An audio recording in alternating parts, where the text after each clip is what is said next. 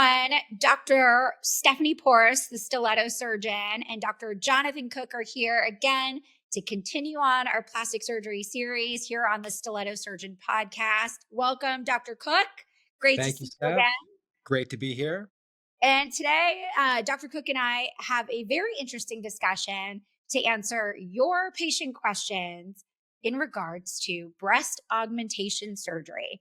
And so we're going to debunk, educate you on all things breast augmentation, from implants to lifts and why and the how. So let's jump right in, shall we?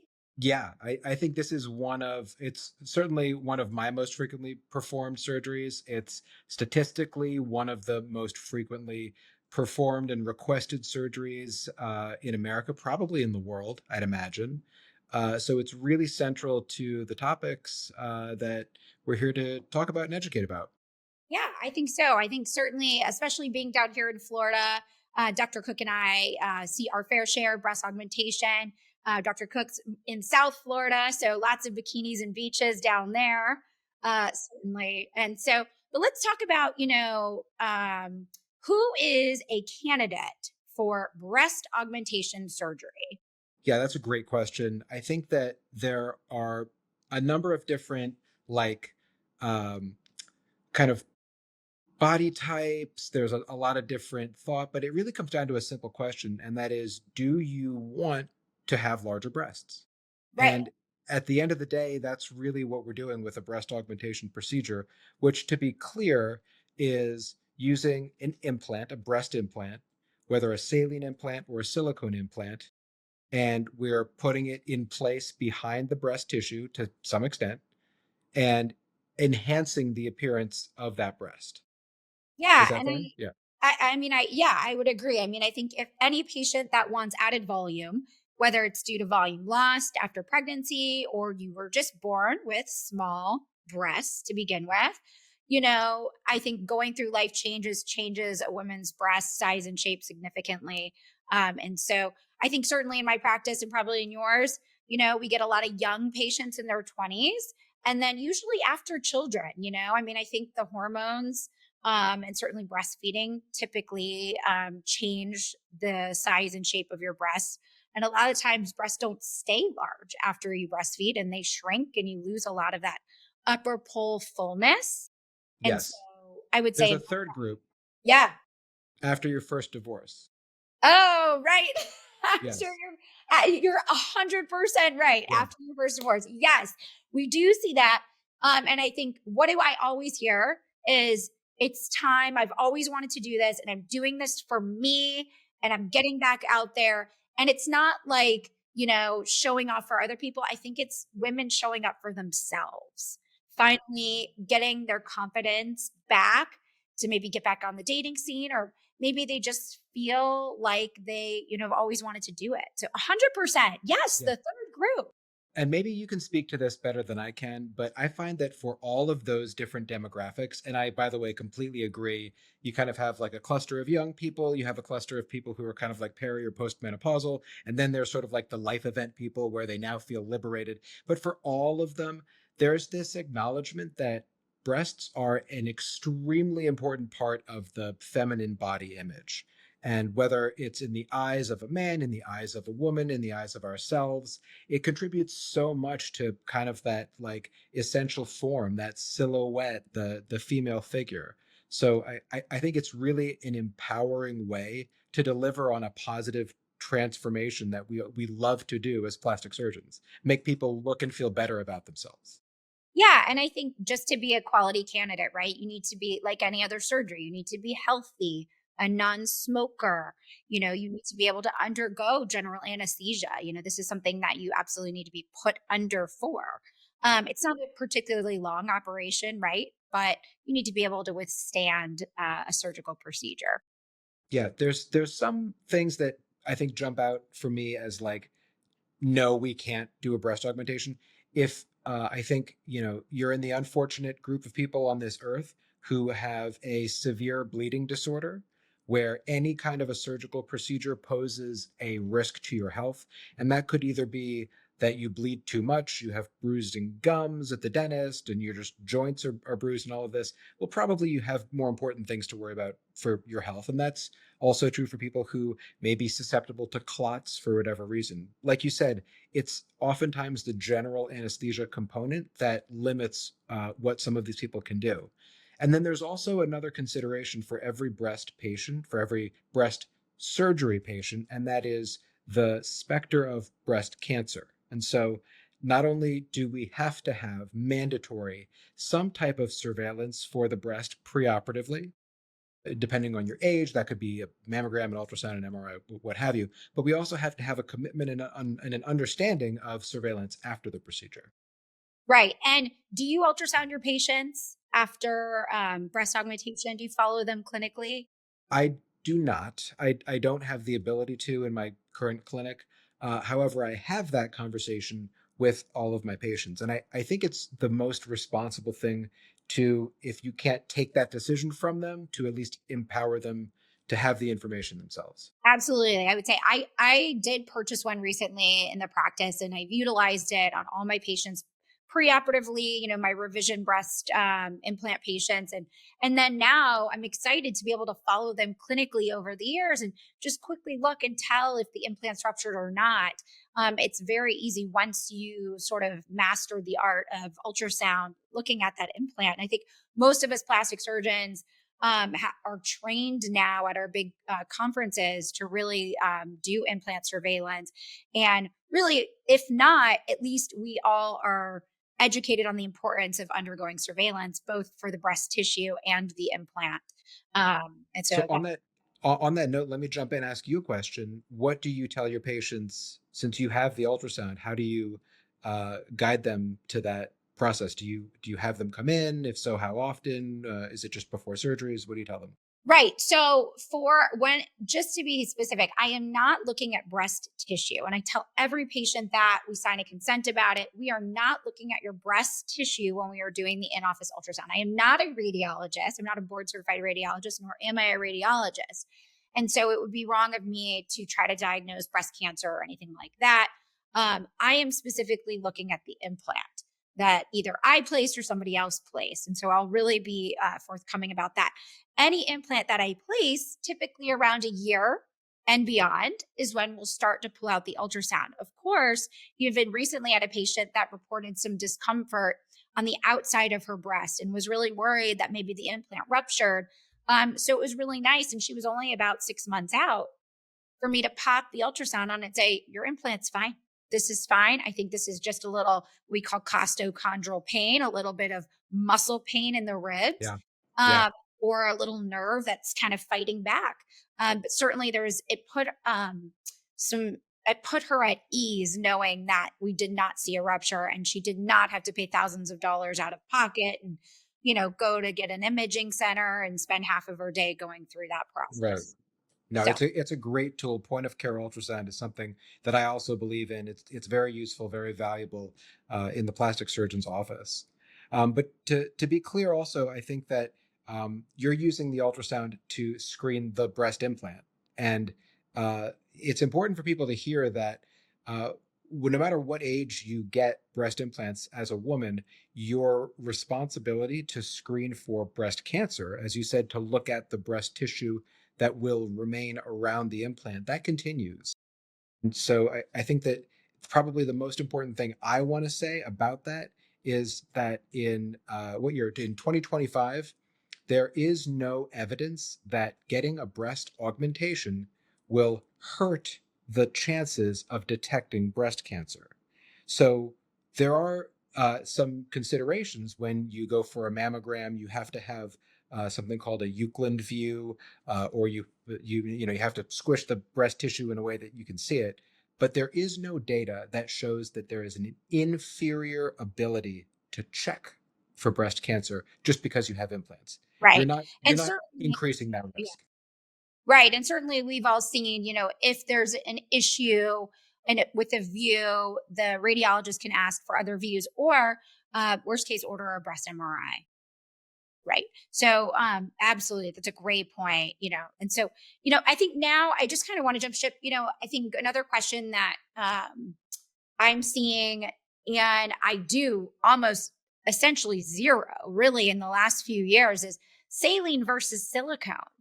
And, I will say in my practice, I do 99.99% silicone implant insertion for various reasons we'll talk about. What about in your practice? No, I think it's the same for my practice. It's probably the same all across the country. The only reason I will put in a saline implant is a very specific criteria. Either the patient wants it and specifically asks for it, and I explain to them the pros and cons, advantages, and they still say they want saline, or according to the FDA, a silicone breast implant is considered off label for anybody 22 years of age or younger. That would be still a conversation about off label use in my practice. It wouldn't automatically default you to a saline implant. Those are the two cases. There's a third hypothetical case where you might talk about extreme volumes where you're going over 800 cc's for a breast implant, but that's not my practice, so I don't do those. Right, I agree. Yeah. I think maybe the largest implant I've placed is probably a 600, and maybe outside of breast reconstruction, but the patient probably came to me with that. So it's rare, especially to see those large implants these days. I think the days of the ballerina breast and the small natural shape really are upon us. And I think the longevity of a smaller implant wears better with time, both on your skin, elasticity, your natural breast fold, and certainly with trends. A nice place to be in our current trend. So let's talk a little bit about silicone versus saline. Why silicone? So silicone is kind of the gold standard. It's emerged after decades of use and study as probably the best um, analog or stand-in for breast tissue. The modern silicone breast implant is squishy like breast tissue. It tends to deform and behave in a way that really tends to mimic how the body's natural tissue reacts. It's predictable in terms of its form. The current generation, whether we talk about the is it fifth and sixth generation silicone implants, it's a stable gel structure. Gummy bear, right? The Yeah, gummy bear implant. gummy bear implant. Yeah. Yeah. It's a really great device. Low complication rate, predictable outcomes. They handle well, and they have a really great lifespan, much longer than the earlier iterations of these devices, where you were concerned because after maybe 10 years, these things would rupture and explode. Now we're seeing that go on into the second and third decade, typically. Right, right. I mean, I think for those listening, there used to be back in the early 2000s, there was a moratorium that the FDA put out on silicone gel implants. They were very worried, they were unsafe. And so they put a pause on it. And at that point in time, everybody shifted to saline while the FDA was undergoing their research. And then what they found is that everything is fine. It's safe. The silicone versus saline doesn't cause any other adverse effects. And now we have such high quality silicone gel. And many of you listening have heard of the term gummy bear. And I always like to say, what does that mean? That means that if you slice this implant in half with a knife, your two pieces are going to sit there like a gummy bear. It's not going to spill and ooze out. Dr. Cook and I take these old ruptured implants out weekly, and the old implants are just a silicone mess. Yeah. Um, and the newer implants, when they rupture, it's really form stable and it really kind of stays there, much less mess inside the pocket, as far as leakage of silicone and getting into your lymphatics and all of that. You're much less worried about it with the newer generation implant. So, really, anything in the last 15 years um, seems to be a much higher quality. So if you've got implants now and you're hearing this podcast and you got them in the last 10 to 15 years, you're okay. But Right. more than that, if you've gotten implants at all and you're not having problems with them, you're probably okay. That's really the benefit of having these newer generation devices. And the current generation that we're in now we stipulate, we think, we imagine that these are devices that probably are going to give you 20, 25 years of performance before you're going to run into any kind of issue. In the overwhelming majority of cases, something like probably, I think 99% is a healthy and accurate estimation. Right. So they're really, really fabulous devices. The period of time where there was a lot of concern and study in the 2000s, and then recently with something called BIA-ALCL, has given us as plastic surgeons a lot of opportunity to look critically at what we're doing to people with these devices. I don't know if that changed your practice at all, Steph, with the textured implants. I was lucky to have never put a textured implant in anybody. Yeah, I think our generation, we sort of got to skip that. I do remember when I was a medical student, and shadowing a few plastic surgeons who were using the textured implants and who were actually even trialing some of the textured implants at that time. This was, almost 15 years ago. And so, yeah, certainly what we know now is textured implants are a big no-no in my practice. I think the rates of BIALC are exceedingly rare and low, but anything that causes any type of cancer, uh, mm, you You know, can't justify it. can't You can't justify it. justify it. Exactly, exactly. So no, just say no to textured implants. Smooth silicone or saline implants is the way to go. And as far as talking about when they need to be removed and longevity, we always say if they're not broke, you don't need to fix them. And so this whole big, I need to replace my implants every 10 years, is really not a thing. I mean, truly, if you're happy with your breast volume, you're happy with the way your nipples look, the implant isn't encapsulated and tight and hard, then you probably don't need to have it removed unless it's ruptured. And so that's another reason for surveillance. But again, to Dr. Cook's point, if it's not broke, don't fix it. And these new implants, you can run over them with cars and they will not break. I mean, I've seen implants stop bullets on trauma. So, I mean, they're excellent. I would say it's like it's an internal force field. So, Yeah. For me, I find that with the implants being so good, the reason to have a surgery after a breast augmentation is almost entirely due to the tissue, due to the person. And we'll call it what it is. It's the ravages of time, gravity, sun exposure, loss of collagen and elastin. It causes changes to the skin, to the body, to anything that's been implanted. Like a breast implant, it begins to sag, and childbirth, the changes the breast undergoes with child raising, lactation.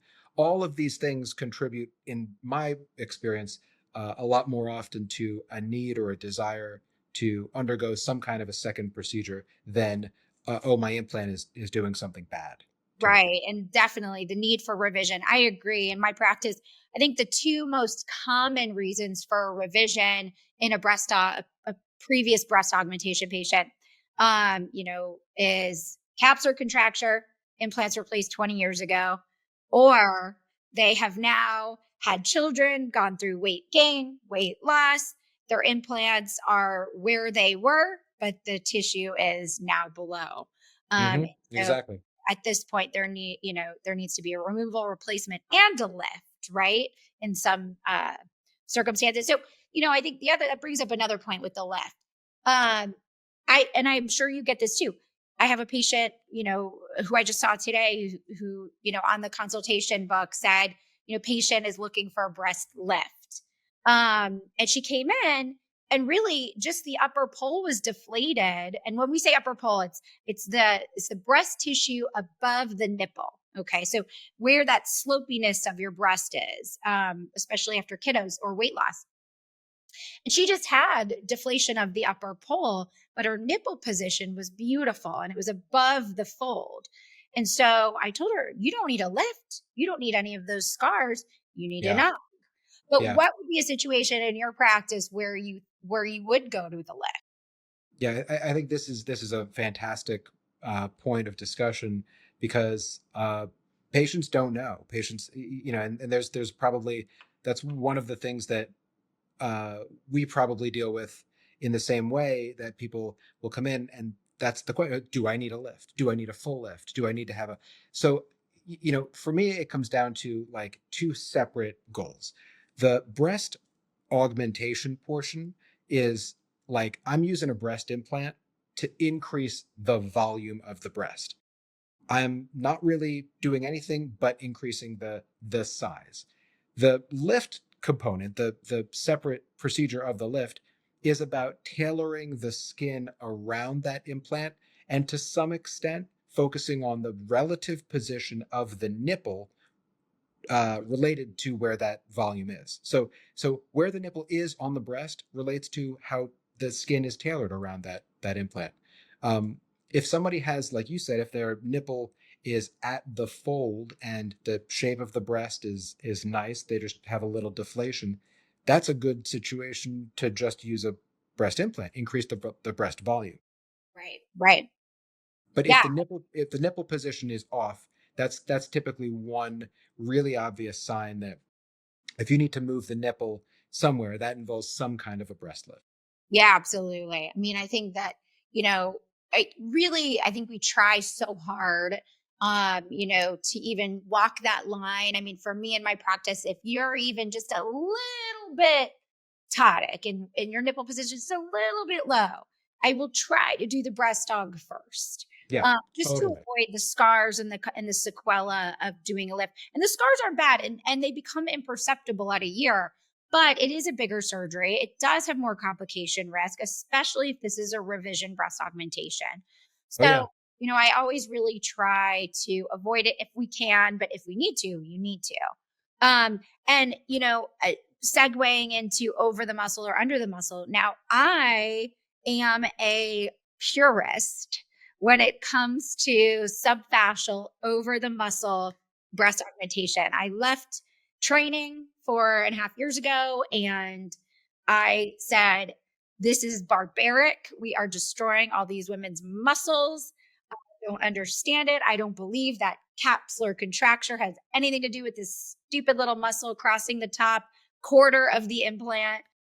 And so I transitioned almost immediately to above the muscle. Now, I will keep the implant under the muscle if it's a revision and they're happy and it's fine.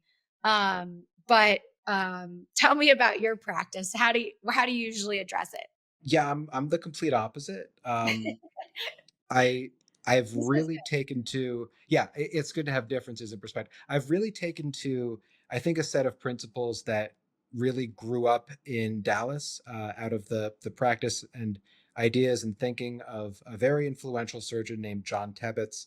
He was a mentor to Bill Adams, who's been hugely influential in the world of plastic surgery. He's a mentor of mine, a friend of mine. He kind of came up with this idea that the ideal position for the implant is kind of half under the muscle up at the top and half under the breast tissue in the bottom, this so-called dual plane position.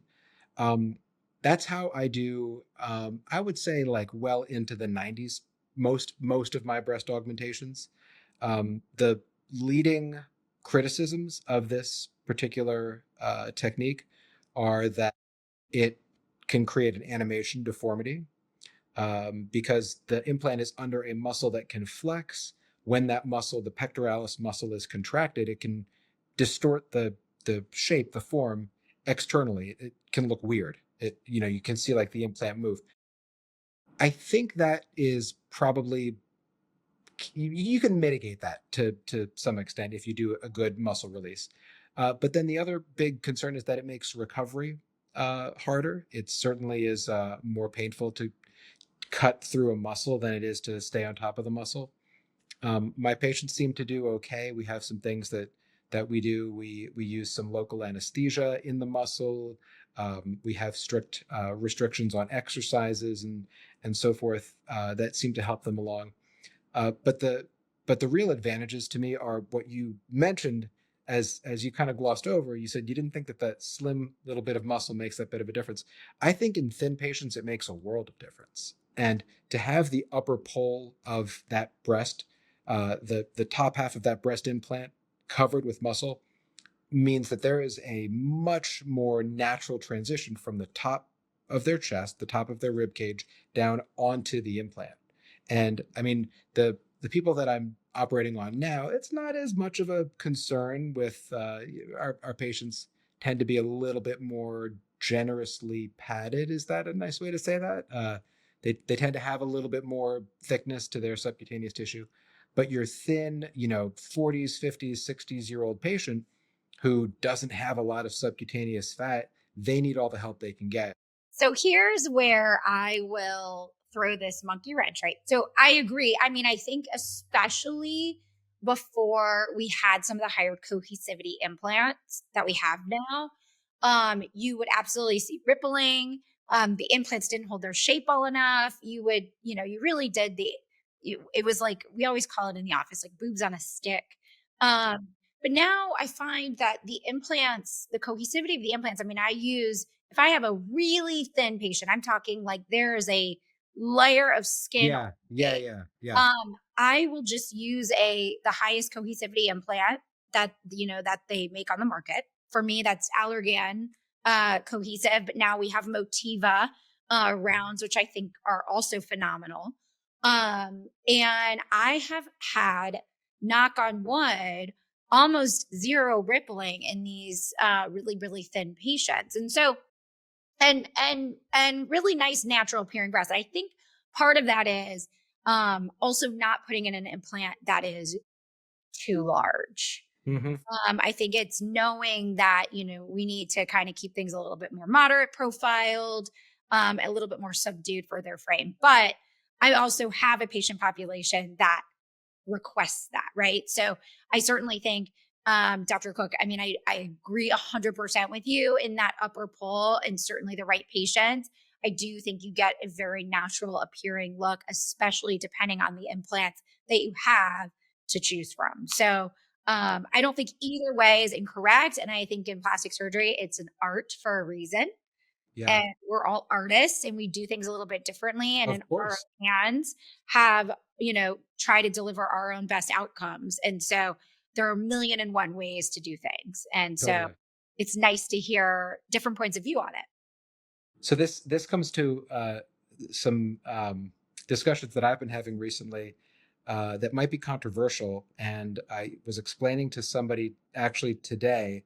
Um, I think that every one of the smooth, round silicone implants, for all intents and purposes, is the same. Mhm. Now, I think the differences are in feel, which is a much more difficult subjective variable to quantify. And those differences, sure, we'll have that discussion all day And long. that's just fill, right? That's That's overfilled that's versus fill, not that's the full. Right. gel characteristics, the Right. interaction of the gel with the shell. And Right. to some extent, it probably has to do with the characteristics of the shell, with the Motiva implants being they consider them smooth, but they're microtextured implants. But I think that for all intents and purposes, these implants, smooth, round silicone gel implants, are much, much more similar than they are different. Mhm. And so the the consequences of putting these implants tend to blend into one kind of collective decision making process where you're looking at capsular contracture, you're looking at rupture, you're looking at the stability of the gel in terms of rippling and in terms of a palpable edge, and all pretty good. Great. They're all Yes. great. Yeah. Yeah, like one of the key takeaways I think that I'm coming away from as I learn more and more about these devices and their differences is that you're probably okay. Like it's not like there's a lemon. There's one bad one. You want to avoid them. Right. They're whatever you have. If it's placed probably now-ish, like you Mhm. said, past 10, 15 years, you're probably good. The old argument for under the muscle, by the way, was a lower incidence of capsular contracture. Right. It's probably, I think, outmoded to attribute much of that to the muscle placement these days. And I don't know about you. I think that, and I wrote a paper on this. Um, I think that it's a lot more related to the presence of bacteria Right. around the Right, and implant. I think that that's my argument is now we know that biofilm plays a huge play in capsular contracture. So it's biofilm, not the muscle, especially when you've got mean, I always found it in my mind. I mean, I'm a simple person, I have a simple mind. How does that little tiny strip of muscle have anything to do with capsular contracture, especially when really we know probably half to three quarters of that implant really is subglandular. So come on, in my mind. And then now, how many implants have I removed that were encapsulated for 20 years that were under the muscle and or ruptured, right? So most of them are under the muscle and encapsulated. So, I think that for me, the biofilm theory and evidence is pretty strong. And for me, again, right, that was just kind of another reason that I decided to go subfascial or above the muscle. But So uh let me ask you this: what do you think if I'm a patient who is looking at getting breast implants and I want to do everything possible to avoid capsular contracture? What can I do? What can my surgeon do? right. Okay. So look, nobody has a crystal ball. And certainly I think a few things that are big ones, right? Smokers, you have a higher risk. So even if you quit for me for 6 weeks prior to surgery, which is my rule, if you continue to smoke, you are likely to get capsular contracture.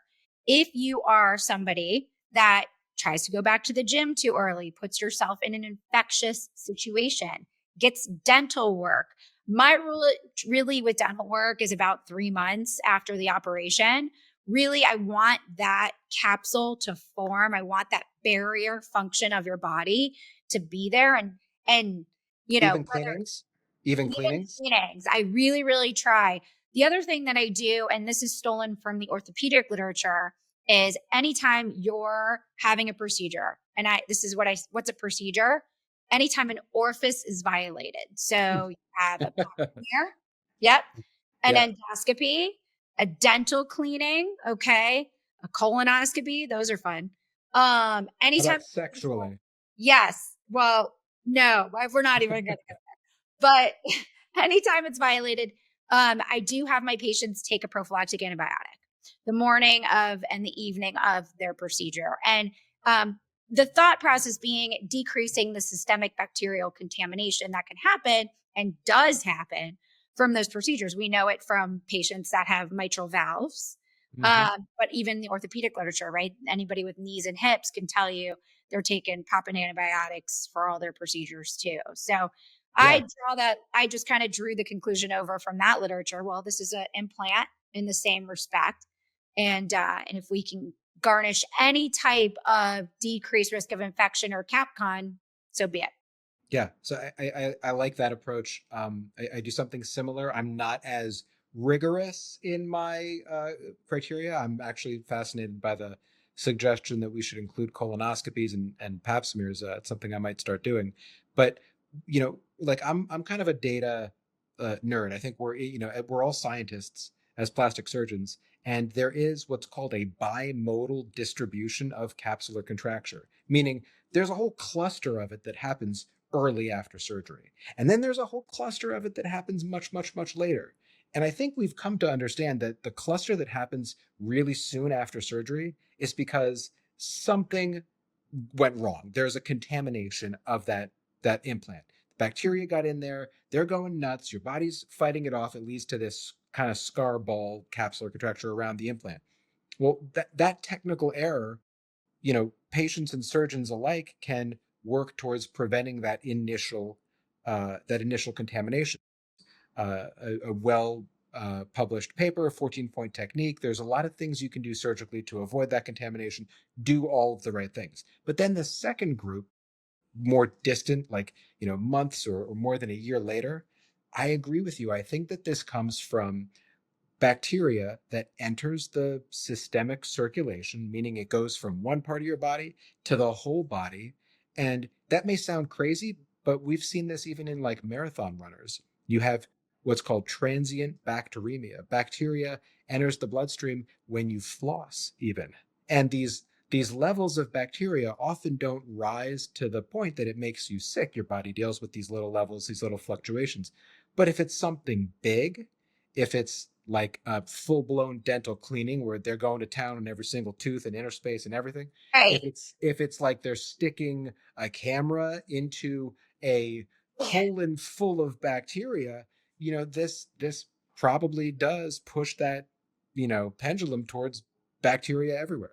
Right. I'm just thinking of the last cleaning I had. I mean, I had a wild hygienist and she just, I mean, I was blood bleeding everywhere. Oh And, God. I mean, I thought my gums were going to fall off. And I mean, you can't tell me, I mean, that is invasive, right? I mean, you get patients calling saying, I'm getting my eyebrows tattooed. Do I need to take a medication? No, you don't. Right. But Right. certainly, things where any type of bleeding can happen, in a large sense, in a dirty area, right? Your vagina, your butt, your mouth, not clean. And so, those are my big things. So, anyways, I mean, I think this is a great discussion. I think we could Awesome. probably go for a whole nother hour, Very and true. probably we need to in the next part. But I think we'll wrap it up here. Any last words, Dr. Cook, about implants and augs and It's an incredibly gratifying procedure. Again, the reason why I do so many breast augmentations and why I really enjoy the process and the surgery and the outcomes is because of the impact that it has on patients. I'm sure it's the same way for you. I think it's a surgery where millimeters make a difference. There are some plastic surgeons who look at this as like a low skill kind of a procedure, like the equivalent of just shoving a hacky sack into but really this is one area where the extra time and effort to get it right will pay off for decades. right, absolutely. And so, anyone out there listening, both Dr. Jonathan Cook and I do breast dogs, love them. And if you have more questions, please reach out to either one of us. We are so happy to help you. I'm here in Orlando, as many of you know. Dr. Cook, you're down in South Florida. Where specifically, so that uh people can find you? Coming soon to Boca Raton. Yay! We can't Yeah. wait. Further Yeah. announcements to follow. Everybody, Yeah. thanks for listening today, and stay tuned for our next episode.